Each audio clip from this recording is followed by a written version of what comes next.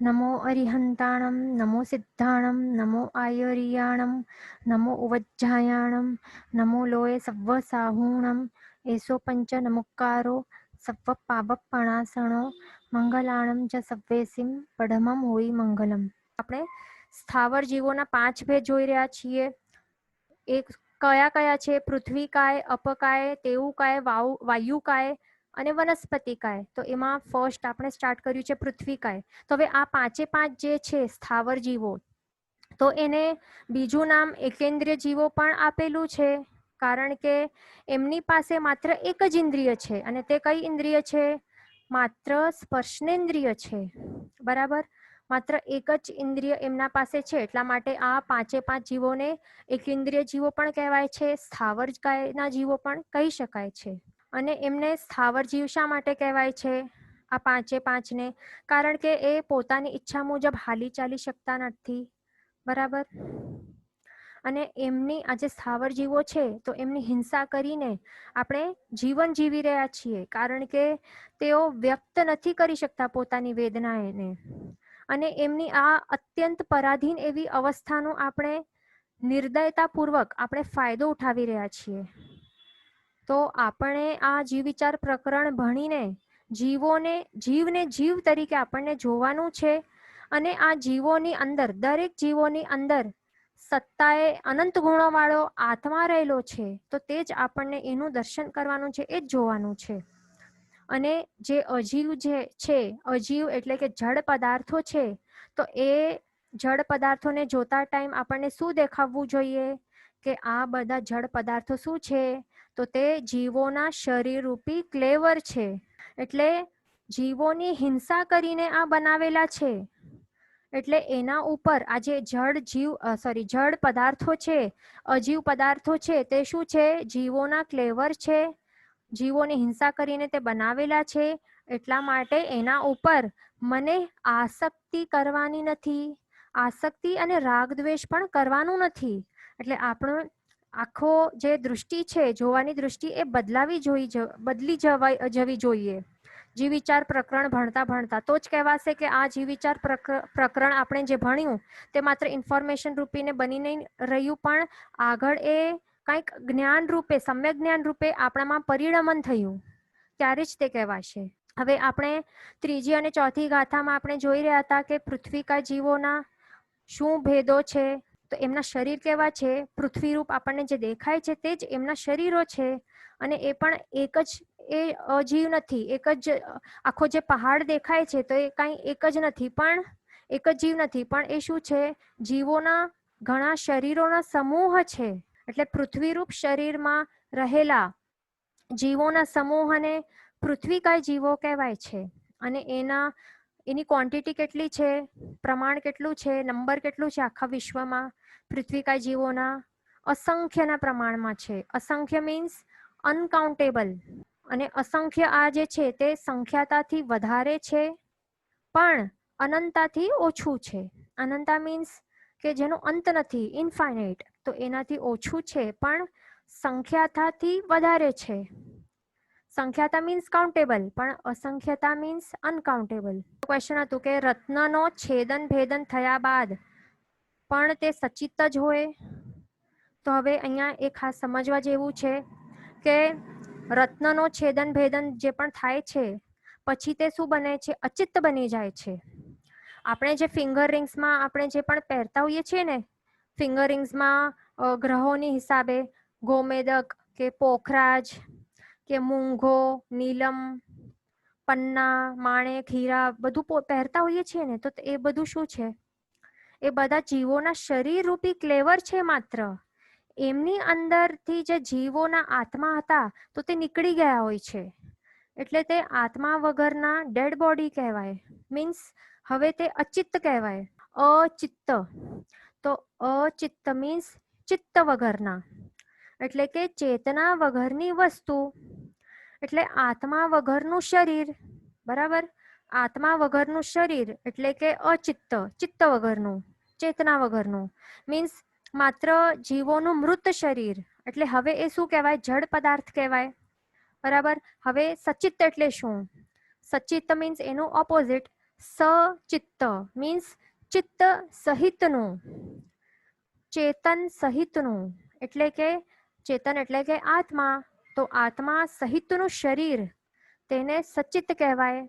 હવે અહીંયા ક્વેશ્ચન આવેલું છે કે can we identify whether these પૃથ્વીકા ઇઝ અચિત ઓર સચિત, તો તે આપણે એટલા જ્ઞાની નથી, તો જે કેવલ જ્ઞાની ભગવંતો હોય તો તે જાણી શકે. આપણામાં એટલું જ્ઞાન નથી કે આપણે જાણી શકીએ, પણ આપણને જે રીતે જીવ વિચાર પ્રકરણ વગેરેમાં કહેલું છે તો તેવી રીતે આપણે જાણી શકીએ કે જ્યારે પણ શસ્ત્ર ઘાત વગેરે કે પરકાય શસ્ત્ર સ્વકાય શસ્ત્ર વગેરેનું જ્યારે એ બધું થાય છે, સંયોગ થાય છે જીવોની સાથે, તો ત્યારે પછી એ અચિત્ત એટલે કંઈક પ્રોસેસિંગ થાય છે પછી તે અચિત્ત બની જાય છે. તો એવી રીતે જેવી રીતે ગુરુ ભગવંતો આપણને જ્ઞાન આપેલું છે તો તેવી રીતે આપણે કહી શકીએ, બટ આપણા પાસે જ્ઞાન નથી કે આપણે આ પોઈન્ટ આઉટ કરીને કહી શકીએ હા આમાં છે કે નથી, છે જીવ છે કે નથી. પછી બીજું ક્વેશ્ચન આવેલું હતું કે દેવ વિમાન સચિત પૃથ્વીકાય જીવોથી બનેલો હોય તો દેવોને દોષ લાગે.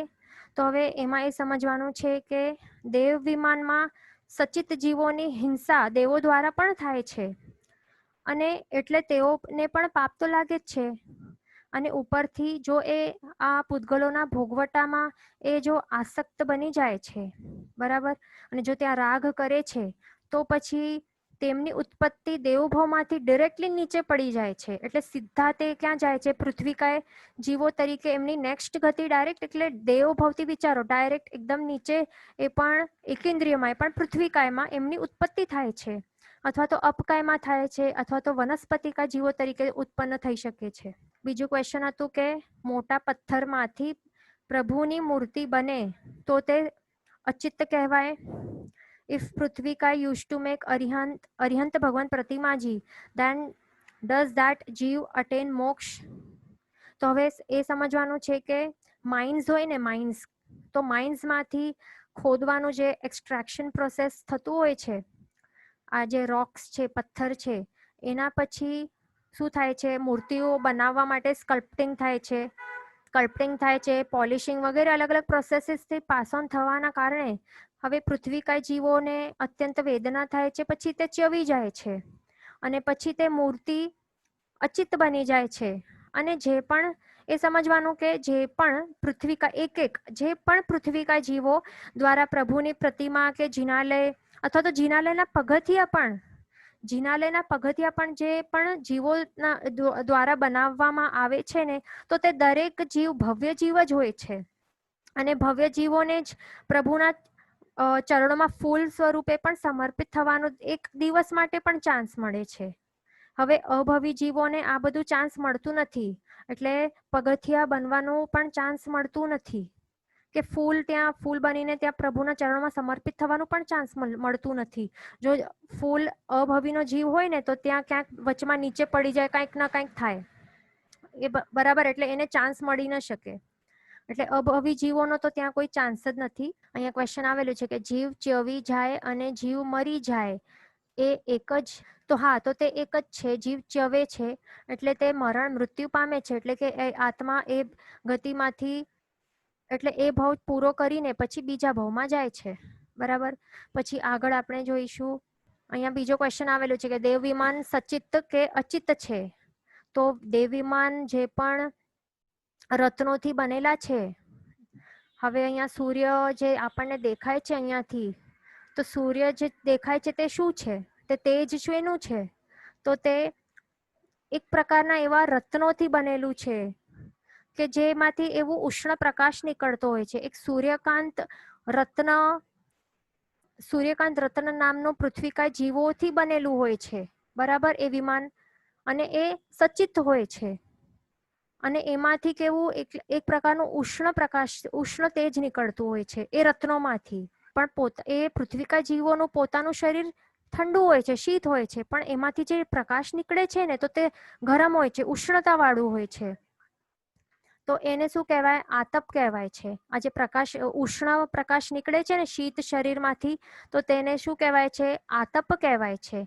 અને આપણને જે ચંદ્ર દેખાય છે અહીંયાથી નીચેથી, મૂન દેખાય છે, તો એમાંથી જે પ્રકાશ નીકળે છે તો તે ક્યાંથી નીકળે છે? તો તે પણ આ ચંદ્રનું વિમાન જે છે ને, તો તે પણ પૃથ્વીકા જીવોથી જ બનેલું છે. એ પણ સચિત જીવો છે અને એ જીવોનું પોતાનું શરીર ઠંડુ હોય છે અને એમાંથી નીકળતો પ્રકાશ પણ કેવું છે? શીત પ્રકાશ, ઠંડુ પ્રકાશ હોય છે. બરાબર. તો એને શું કહેવાય? ઉદ્યોત કહેવાય છે. અહીંયા ક્વેશ્ચન છે કે cement blocks, bricks, iron rods etcetera are પૃથ્વીકા જીવો છે, સચિત કે અચિત કહેવાય? તો હવે પ્રોસેસિંગ બધું થઈ ગયા બાદ તે અચિત થઈ જાય છે. આપણે જો બ્રિક્સ બનાવવાનું પ્રોસેસિંગ જોઈએ ને, કે આયર્ન રોડ્સ વગેરે, તો એક શું કરતા હોય? આગ લગાડતા હોય આખો. એ આપણે આગળ જોઈશું. આગળ એ બધા ફોટોઝ આપણે જોવાના છીએ કે બ્રિક્સનું પણ એક આવવાનું છે.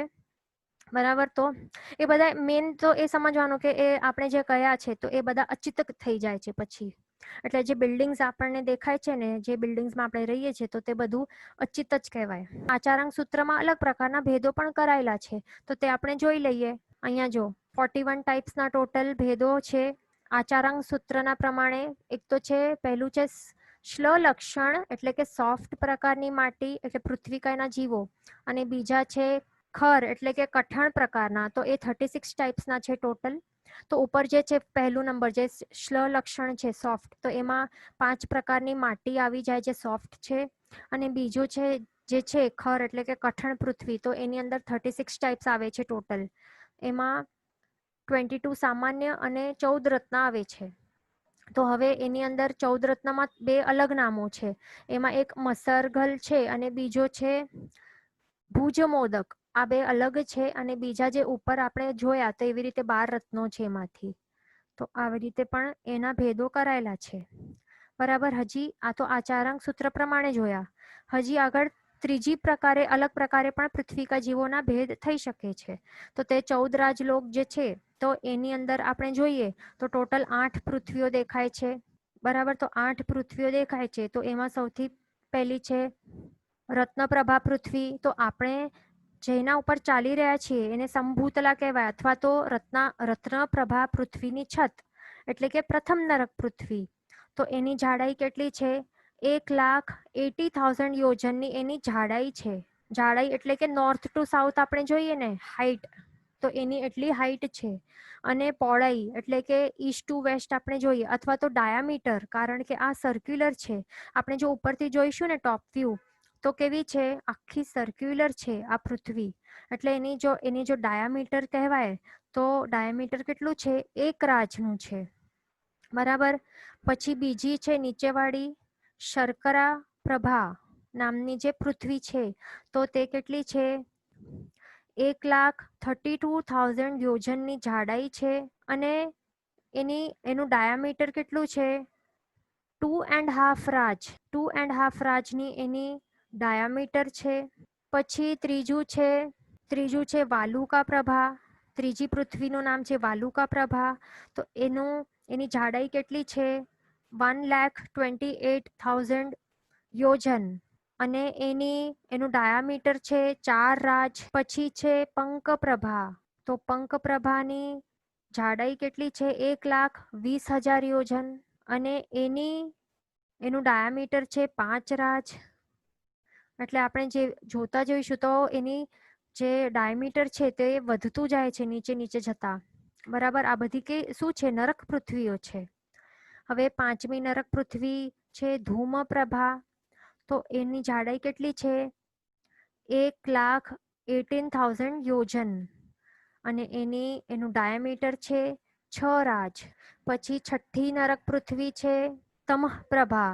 તો એની જાડાઈ કેટલી છે? 1,16,000 યોજન. અને એનું જે ડાયામીટર છે તે 6.5 રાજ છે. પછી 7મું છે તમઃપ્રભા.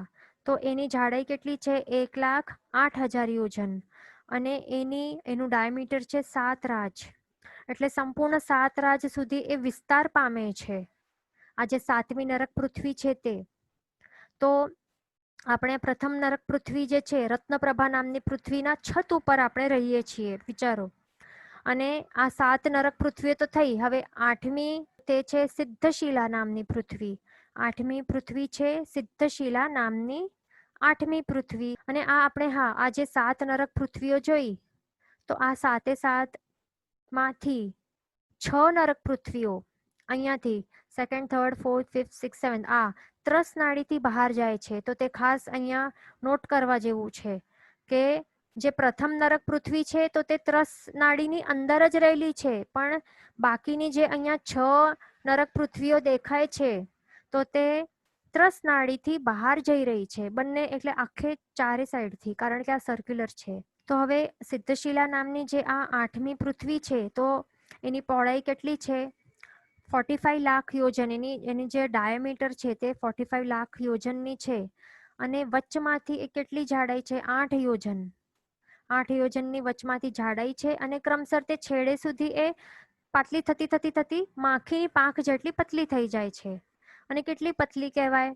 તો શાસ્ત્રકાર ભગવંત કહે છે કે અંગુલના અસંખ્યાતમાં ભાગ જેટલી એની જાડાઈ એન્ડ્સમાં થઈ જાય છે. બરાબર. તો આ બધી જે 8 નરક પૃથ્વીઓ છે એની સાથે સાથે જે ઉર્ધ્વલોક છે તો એમાં રહેલા જે દેવ વિમાનો છે તો તે પણ વિમાનો પૃથ્વીકાયથી જ બનેલા હોય છે. અને વળી આપણે જો ભવનપતિમાં જોઈએ તો ભવનપતિના ભવનો હોય છે, ભવનપતિના જે શાશ્વત ભવનો છે તો તે પણ પૃથ્વીકા જીવોથી બનેલા છે. પછી વ્યંતરોના જે વ્યંતર દેવતાઓ છે એમના નગર પણ પૃથ્વીકા જીવોથી બનેલા છે. બરાબર. અને આ જે પ્રથમ નરક પૃથ્વી આપણે જોઈ જ્યાં આપણે રહી રહ્યા છીએ તો એના ઉપર અસંખ્ય દ્વીપ સમુદ્ર રહેલા છે. તો આ દ્વીપોમાં શું છે, જે પણ પર્વતો રહેલા છે અને 5 મેરુ પર્વત, તો તે બધા પર્વત પણ પૃથ્વીકા જીવોથી બનેલા છે. અને આ બધા જે આપણે કીધા તે બધા સચિત પૃથ્વીકાયના જીવોથી બનેલા છે. પણ આપણને જે બિલ્ડિંગ્સ દેખાય છે તો તે બિલ્ડિંગ્સ વગેરે અહીંયા આપણને દેખાય છે તો તે બધા અચિત પૃથ્વીકાય છે. એટલે કે પૃથ્વીકાય જીવોની હિંસા કરીને તેમના શરીરોમાંથી એ બિલ્ડિંગ્સ વગેરે બનાવેલા છે. આપણે સચિત અચિત એ શું છે તે આપણે જોઈ લીધું. બરાબર. અને આપણે હમણાં સુધી જેટલા પણ સ્ક્રીન ઉપર જોયા ને પૃથ્વીકા જીવોના અલગ અલગ ભેદો, તો તે બધા સમજવા કે આ બધા જ બાદર પૃથ્વીકા જીવો કહેવાય છે. બરાબર. આ બધા આપણે જે પણ જોયા તો તે બધા કોણ છે? બાદર પૃથ્વીકા જીવો કહેવાય. તે કેમ? તો હવે આપણે એ બરાબર જોઈએ કે બાદર જીવો કોણ હોય, સૂક્ષ્મ જીવો કોણ હોય. અહીંયા ક્વેશ્ચન આવેલું છે કે નારકીના જીવો ત્રસનાડીની બહાર જઈ શકે નહીં. તો નારકીના જીવો ત્રસ જીવો હોય છે. નારકી પંચેન્દ્રિય ત્રસ જીવો હોય છે તો તે બહાર નહીં જઈ શકે. બહાર કોણ હોય? ત્રસ નાડીથી બહાર માત્ર સ્થાવર જીવો હોય છે. ઓકે. તો હવે આપણે જોઈએ કે બાદર જીવો કોને કહેવાય? જીવોના એક શરીર અથવા તો જીવોના અસંખ્ય શરીરો ભેગા થાય તો ત્યારે એને આંખોથી એટલે કે ચર્મચક્ષુથી દેખાય તો તેવા જીવોને શું કહેવાય? બાદર જીવો કહેવાય છે. તો આ બધા જ પૃથ્વીકાયના પ્રકારો જે પણ આપણે જોયા હમણાં સુધી તો તે બધા જ બાદર પૃથ્વીકાય જીવો હોય છે. કારણ કે આપણને એમના શરીર દેખાય છે. આપણે ચર્મચક્ષુથી બધાના શરીર દેખાયા ને એટલે એમને શું કહેવાય? બાદર પૃથ્વીકાય જીવો કહેવાય. હવે અહીંયા પૃથ્વીકાય જીવો માટે એક વાત ધ્યાનમાં રાખવાની જરૂરી છે કે આ પૃથ્વીકાય જીવોના એક જ જીવ ચર્મચક્ષુથી દેખાય નહીં. બરાબર. પૃથ્વીકાયના એક જ જીવ, પૃથ્વીકાયનો એક જ જીવ જો આપણે લઈએ, એક જ જીવ, તો એ ચર્મચક્ષુથી દેખાશે નહીં. પણ જ્યારે તેમના અસંખ્યાતા શરીરો ભેગા થશે તો ત્યારે આ પૃથ્વીકાય જીવો આપણને આપણી જે ચર્મચક્ષુ છે તો ત્યારે આપણને આપણી ચર્મચક્ષુથી દેખાશે. બરાબર. આ ખાસ ધ્યાનમાં રાખવા જેવું છે કે પૃથ્વીકા જીવો વિશે શું હોય કે એક જ જીવ ચર્મચક્ષુથી દેખાતો નથી. એક સિંગલ જીવ ચર્મચક્ષુથી દેખાતો નથી પૃથ્વીકાયનો. પણ જ્યારે પૃથ્વીકાય જીવોના અસંખ્યાતા શરીરો ભેગા થાય છે તો ત્યારે પૃથ્વીકાય જીવો આપણને આપણા ચર્મચક્ષુથી દેખાય છે. અને એવા જીવોને શું કહેવાય? બાદર પૃથ્વીકાય જીવો કહેવાય. અહીંયા આપણે બાદર જીવો એટલે શું તે જોયું. તો હવે સૂક્ષ્મ જીવો એટલે શું તે હવે આપણે જોઈશું. તો સૂક્ષ્મ જીવોની વ્યાખ્યા છે કે સૂક્ષ્મ જીવોનું એક જ શરીર અથવા તો અસંખ્ય શરીરો ભેગા થઈ જાય છતાં પણ આપણને તેઓ ચર્મચક્ષુથી દેખાય નહીં, આટલા સૂક્ષ્મ હોય છે. એ અહીંયા આપણને દેખાતા નથી. અને અહીંયા સિંગલ જીવ પણ દેખાતા નથી. માત્ર કોણ દેખાય? આવી રીતે જે હોય છે તો તે જ દેખાય છે ચર્મચક્ષુથી. બરાબર. તો આટલા આ સૂક્ષ્મ હોય છે સૂક્ષ્મ જીવો. અને સૂક્ષ્મ જીવોનું છેદન ભેદન થવાનું ઇમ્પોસિબલ છે. સૂક્ષ્મ જીવોને શસ્ત્રઘાત થઈ શકે નહીં. એમને અગ્નિથી પણ બાળી નહીં શકાય. બરાબર. આ સૂક્ષ્મ પૃથ્વીકા જીવો સંપૂર્ણ 14 રાજલોકમાં એ ઠાંસીને ભરાયેલા છે. છતાં પણ આપણે જ્યારે હાથ પગ ચલાવીએ ને, આપણે હલનચલન કરીએ, હાથ પગ ચલાવીએ કે અગ્નિ સળગાવીએ કે કાંઈ પણ કરીએ તો ત્યારે એમની હિંસા થતી નથી. અને ન તો આ સૂક્ષ્મ પૃથ્વીકાય જીવોને વેદના પણ થતી નથી. કારણ કે એ એમના શરીર જ આટલા સૂક્ષ્મ હોય છે ને કે એમને કાંઈ પણ એમનું હિંસા થતી જ નથી. આટલા આ સૂક્ષ્મ શરીરવાળા આ પૃથ્વીકાય જીવો હોય છે. હવે આ પૃથ્વી જે છે તો પૃથ્વીકાયની અંદર જીવપણું છે તો તે કેવી રીતે સિદ્ધ થાય છે? હવે જે સમજો વનસ્પતિ છે તો વનસ્પતિ એટલે કે પ્લાન્ટ્સ, એમાં જીવપણું રહેલું છે તો તે પ્રૂવ કરવું ઈઝી થાય છે. બરાબર. વનસ્પતિનું જ્યારે વાત આવે તો ત્યારે એમાં જીવપણું છે તો તે ઇઝીલી પ્રૂવ કરી શકાય છે. પણ પૃથ્વી કે પહાડ કે પર્વત કે માટી, એમાં રહેલું જીવપણું પ્રૂવ કરવાનું ઘણું ડિફિકલ્ટ છે. આ આપણને શું લાગે કે આ તો પથ્થર છે, એવું કઠણ પથ્થર છે, એમાં શું જીવ હશે? તો આ જીવોમાં માત્ર એક જ ઇન્દ્રિય હોય છે અને તે શું હોય છે? તે સ્પર્શનેન્દ્રિય જ હોય છે. એટલે તેઓને જે પણ વેદના થાય છે તો તે બીજા વધારે ઇન્દ્રિયોવાળા જે જીવોની જેમ વ્યક્ત એ કરી નથી શકતા. પણ છતાં આપણા અંગોના છેદન ભેદન જ્યારે થાય છે તો ત્યારે આપણને જેટલી વેદના થાય છે તો તેટલી જ વેદના એમને પણ થાય છે. માત્ર એમના પાસે નાક કે મોઢું કે કાન કે આંખ એ બધા ઇન્દ્રિયો રૂપી સાધન રહેલા નથી એમના શરીરમાં કે જેના દ્વારા એ પોતાની જે વેદના થાય છે તો તે એ વ્યક્ત કરી શકે. બરાબર. એટલું જ ડિફરન્સ છે કે એમના પાસે ઇન્દ્રિય રૂપી સાધન નથી. હવે આ પૃથ્વીકાય જીવો કેવા હોય છે તો તે સમજાવવા શાસ્ત્રકાર ભગવંતો એક માણસનું એક્ઝામ્પલ આપે છે કે જેમાં એ માણસે શું એક કોઈ પ્રકારનું માદક દ્રવ્યનું ભક્ષણ કરી લીધું છે અને એને મૂર્છા આવી ગઈ છે. એટલે હવે એ બેશુદ્ધ દશામાં પડેલો છે. એટલે તે હવે બેશુદ્ધ દશામાં રહેલો માણસ તો તે તો ઓબ્વિયસલી હાલી ચાલી નહીં શકે ને. તે હાલી ચાલી નહીં શકે છતાં તેની અંદર જીવ તો રહેલો જ છે ને. બેશુદ્ધ પડેલો માણસમાં એ હાલી ચાલી શકતો નથી ભલે, પણ એની અંદર જીવ તો છે ને. તો તેવા જ આ સ્થાવર એકેન્દ્રિય જીવો જેવા છે એવા આ પૃથ્વીકા જીવોની દશા હોય છે. તો એમનું શું હોય છે? ગાઢ દર્શનાવર્ણ્ય કર્મનું ઉદય રહેલું છે. માટે તેમણે ચક્ષુ દર્શન તો મળ્યું જ નથી. ચક્ષુ એમના પાસે નથી, ચક્ષુ દર્શન મળેલું જ નથી. પણ અચક્ષુ દર્શનમાં પણ એમને ત્રણ ઇન્દ્રિય અને મન પણ નથી મળ્યા. માત્ર એમને સ્પર્શનેન્દ્રિય જ મળ્યું છે.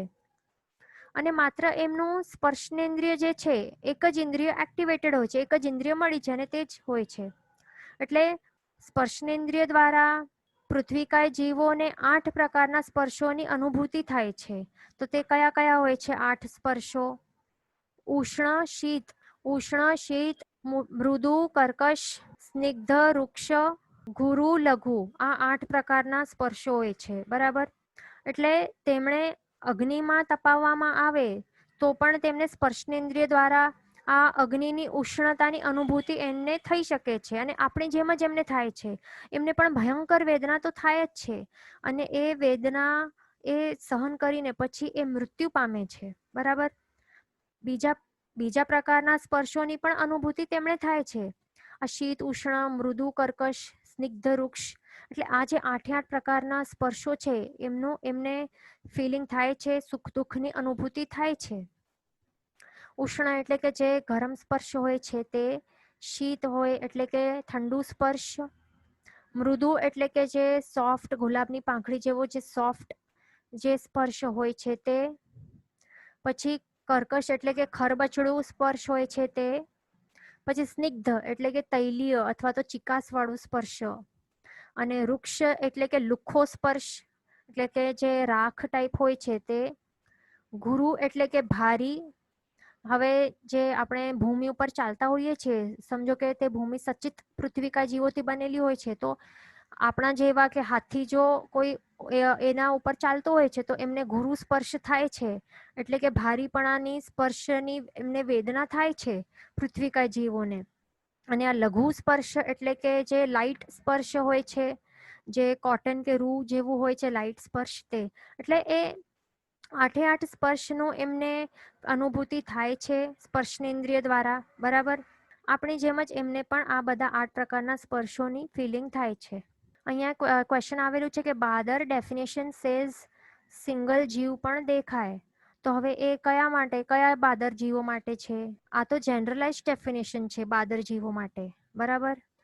એક કે તેથી વધારે અસંખ્યાતા શરીરો જ્યારે ભેગા થાય તો ત્યારે જે દેખાય કે અનુભવાય તો તેમને શું કહેવાય? બાદર જીવો કહેવાય.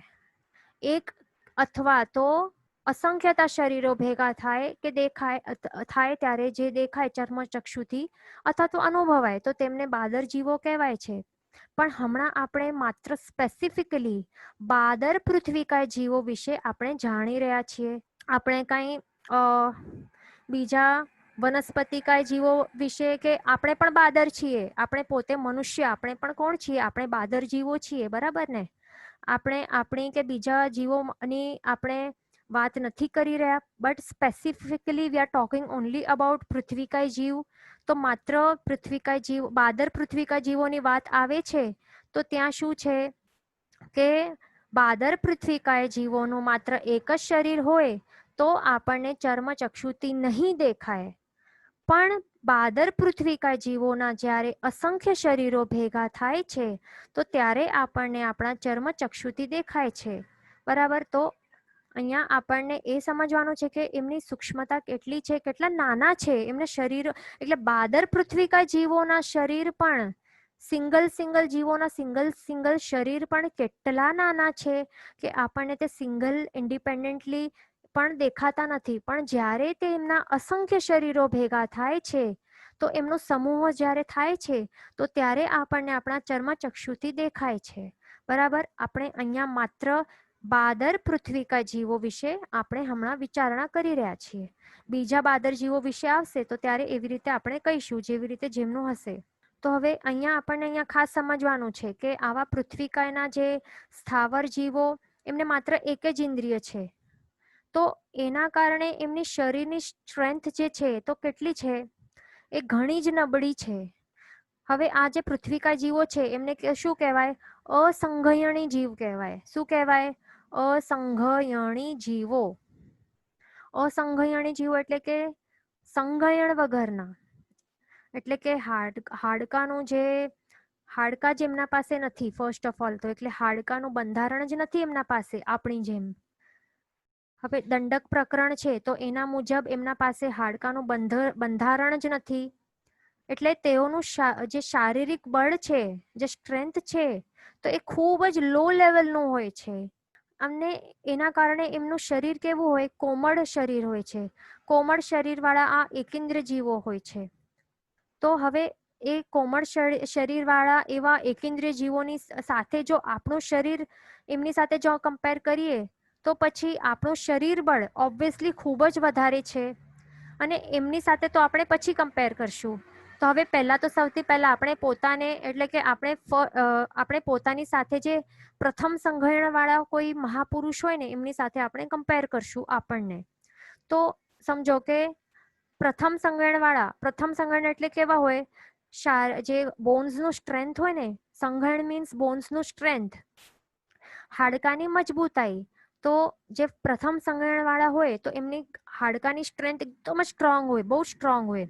અને આપણી કેવી છે? છઠ્ઠું સંઘયણ છે, એટલે નબળા. એટલે આપણું બોન્સની સ્ટ્રેન્થ કે શારીરિક સ્ટ્રેન્થ એકદમ જ નબળી છે, બરાબર, એમની સાથે કમ્પેર કરીએ તો હવે બંનેને જો આકાશમાંથી ફેંકવામાં આવે તો પછી જે પ્રથમ સંઘયણવાળા જીવો છે તો એ સ્ટ્રોંગેસ્ટ શારીરિક બળ હોવાના કારણે તેઓ મૃત્યુ પણ પામે નહીં, એમના હાડકાં પણ તૂટે નહીં, એટલે એમને વેદના પણ ઓછી થાય છે. પણ જો આપણા જેવા છેવટના સંગણવાળા જીવને જો ઉપરથી ફેંકવામાં આવે તો હાડકાં તો તૂટી જાય, ઘણી ભયંકર વેદના સાથે શું થાય, મૃત્યુ થઈ જાય આપણું.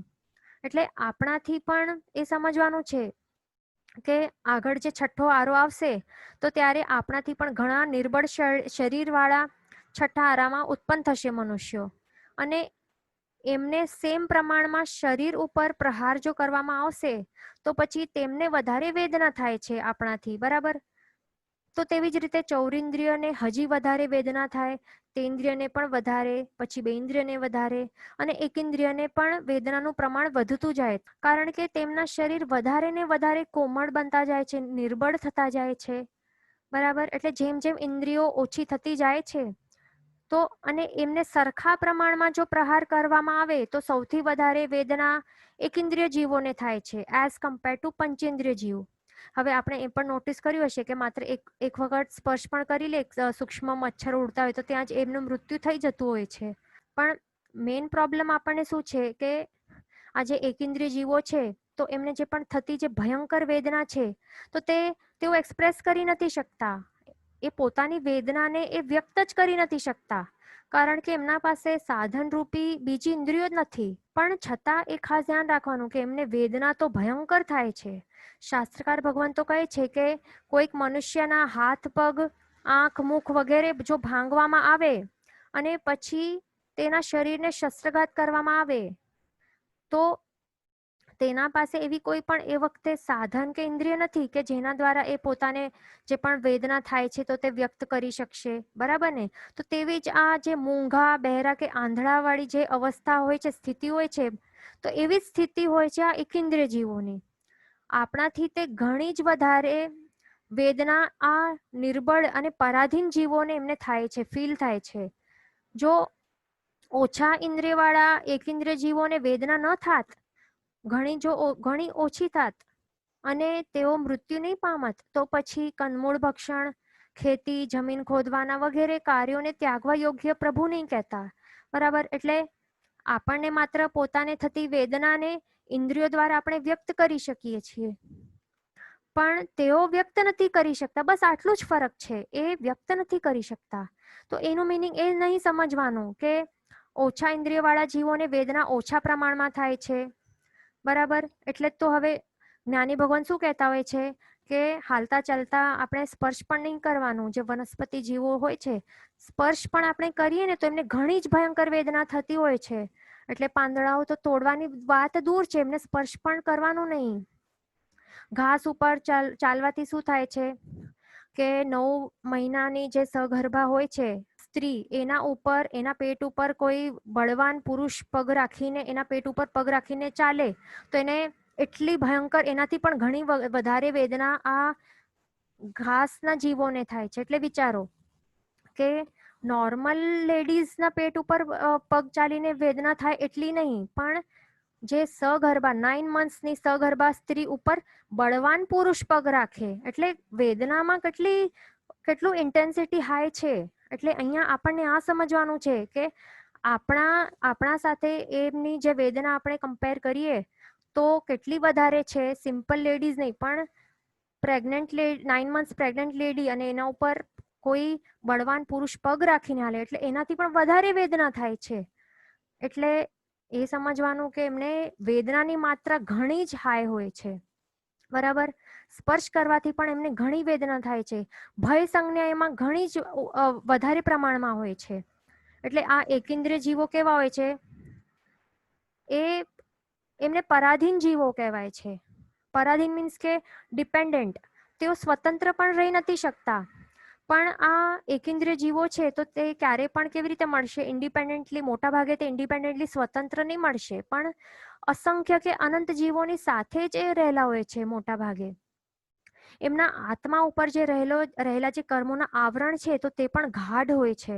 એટલે આત્માના ગુણો જેટલા વધારે પ્રમાણમાં ઢાંકેલા હોય છે ને તો તેમ તેમ આત્માની મૂંઝવણ વધતી જાય છે, બરાબર. આ ખાસ ધ્યાનમાં રાખવાનું કે કર્મનું આવરણ જેટલું વધારે તો આત્માને દુઃખ કે મૂંઝવણ વધતી જાય છે અને આત્મા વધારે દુઃખથી પીડાય છે.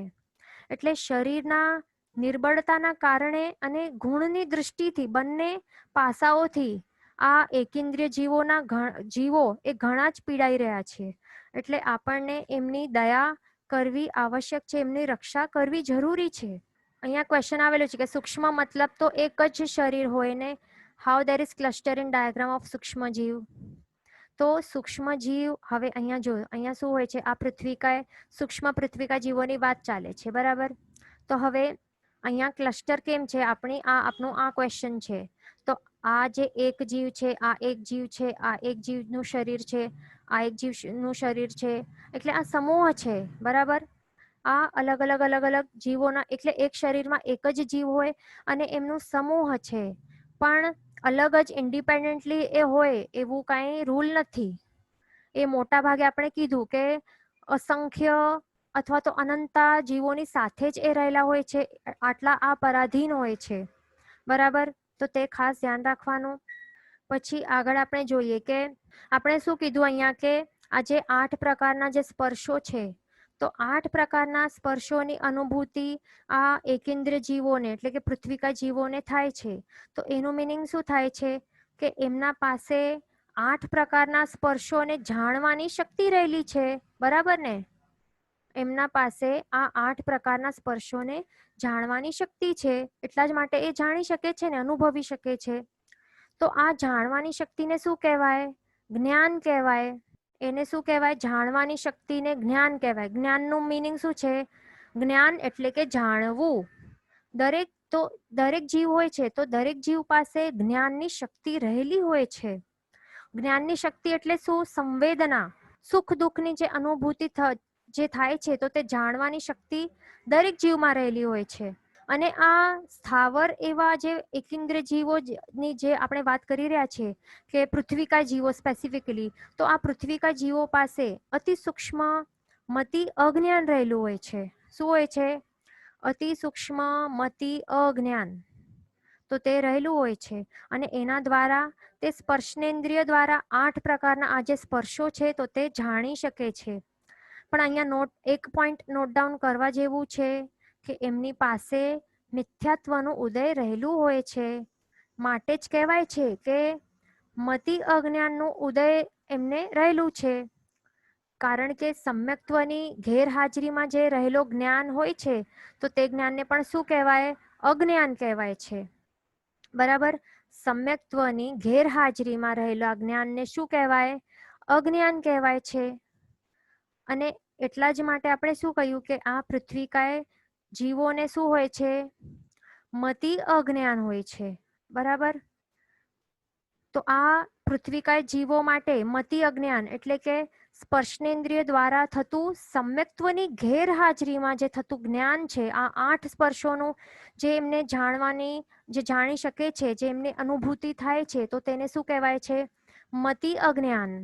અહીંયા ક્વેશ્ચન આવેલું છે કે આપણે અત્યારે પહેલી નરક ઉપર છીએ, તો હા, આપણે જે પ્રથમ નરક પૃથ્વી છે, તો તેની છત ઉપર આપણે રહેલા છીએ, રત્નપ્રભા પૃથ્વીની છત.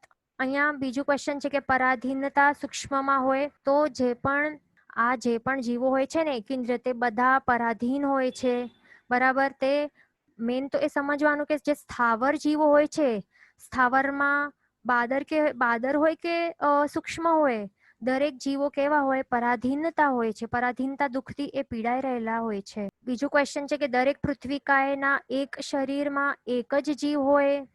તો હા, આ રૂલ છે, ખાસ નોટ ડાઉન કરજો કે દરેક પૃથ્વીકાયના એક શરીરમાં એક જ જીવ હોય છે, ભલે તે બાદર હોય કે સૂક્ષ્મ હોય. પછી અહીંયા બીજો ક્વેશ્ચન આવેલું છે કે સૂર્યચંદ્ર વિમાન સિવાયના બધા અચિત છે.